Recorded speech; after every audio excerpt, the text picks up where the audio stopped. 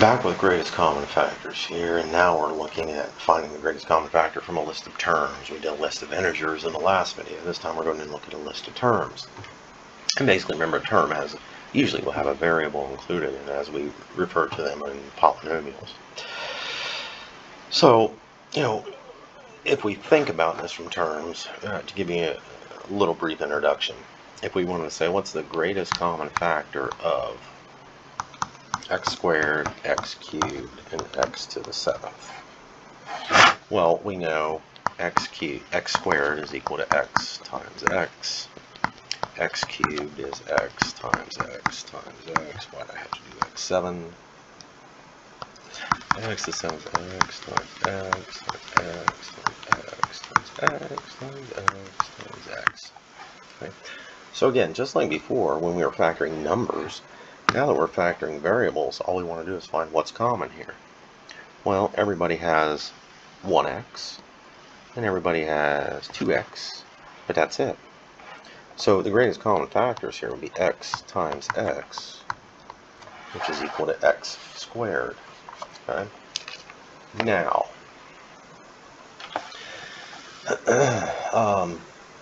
basically, if we look at this, if we have terms that are identical, variables that are identical, we can see that the greatest common factor from these common variables would be the variables that are raised to the smallest exponent.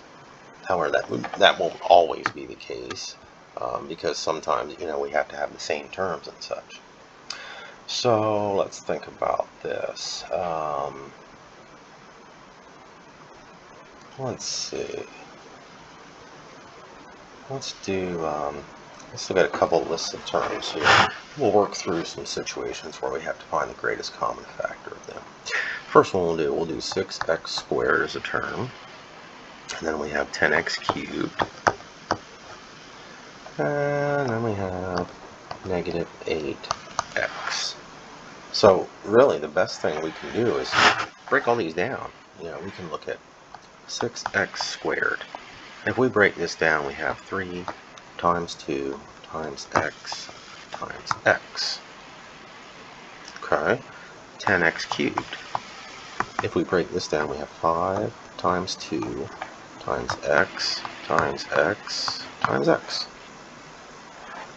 And then negative 8x, we can factor this down to what we have here.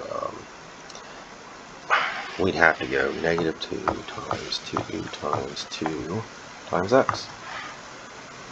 So what do we all have in common here? Well, nobody else has a 3, nobody else has a 5. Everybody has 1, 2, at least 1, 2, and everybody has at least 1 x. So since that's common between all three, greatest common factor here is going to end up being 2x. All right. Well, let's look at another one. Let's say we have negative 18y. Are we going to square that? Yeah, we'll square it. Squared. Negative 63y cubed.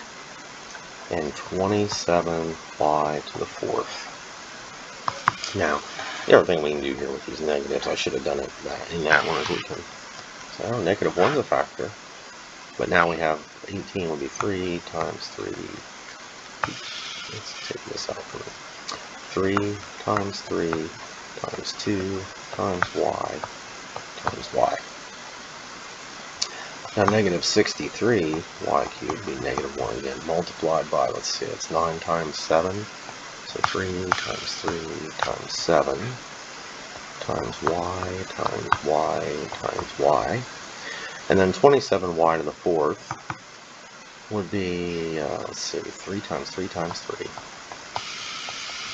times y times y times y times y. So again, if we look at this, what do we have in common between them? We'll have 1 3, 2 3's, that's it number-wise. Variable-wise, we have 1y, 2y. So 3 times 3 is 9, y times y is y squared. So essentially, the greatest common factor of all of these terms is 9y squared. When we want to think about it, we can also check this in a way. It's not the easiest thing to do. However, we could look at this and say 9y squared, what will we multiply that by to get negative 18y? We multiply it by -2. We're about to get negative 63y cubed. Well, if we do that, let's see, what is it? Negative 7y. And then if we wanted 27y to the fourth, 3y squared would be what we multiply by.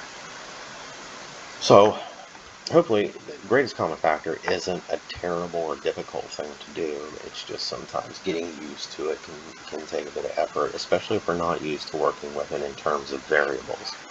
So hopefully this helps again, and you'll see me in the next one. Talk to you later. Bye.